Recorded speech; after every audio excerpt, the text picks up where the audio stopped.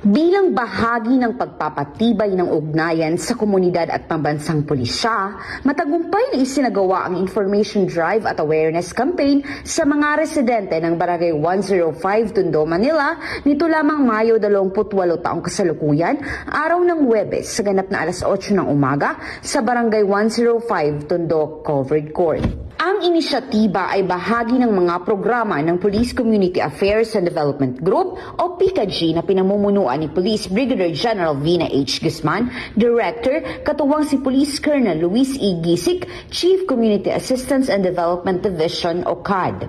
Sa pakikipagtulungan din ng Rahabago Tondo Police Station, Station 1 MPD sa pangunguna ni Police Lieutenant Colonel Ronald M. De Leon, Station Commander, ang nasabing aktibidad ay naging mahalagang instrumento sa pagpapanatili ng maayos na ugnayan at bayanihan sa pagitan ng PNP at ng publiko. Maraming salamat po sa ganito aktibidad kasi po nasusugpo po yung krimen sa aming barangay. Maraming salamat po. Marami po kaming natutunan dito. Sa isinagawang programa, tinalakay ang mahalagang paksa tulad ng fake news, Republic Act 9165 o ang Comprehensive Dangerous Drugs Act of 2002, Safe Spaces Act o RA 11313, role of the constituents in anti-terrorism, anti-bullying at mga crime prevention tips na layuning mabigyan ng sapat na kaalaman at kamalayan ang mga residente ng nasabing lugar upang higit silang maging mapagmatsyag, mapanuri at aktibong katuwang ng kapulisan sa pag-iwas sa kriminalidad.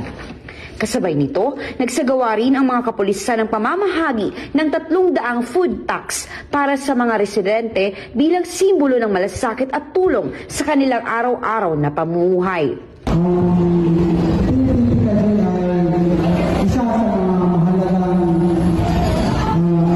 tanggapan ng PNP upang maparating ang mga programa ng PNP ang ating pamahalagan.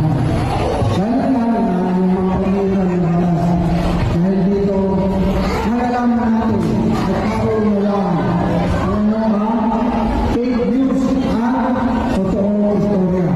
Sa pamamagitan ng aktibidad na ito, layunin na mapalawak ang kaalaman ng mga mamamayan at mapagtibay ang kanilang pakikipagtulungan sa kapulisan tungo sa pagpapanatili ng isang ligtas, maayos at mapayapang pamayanan.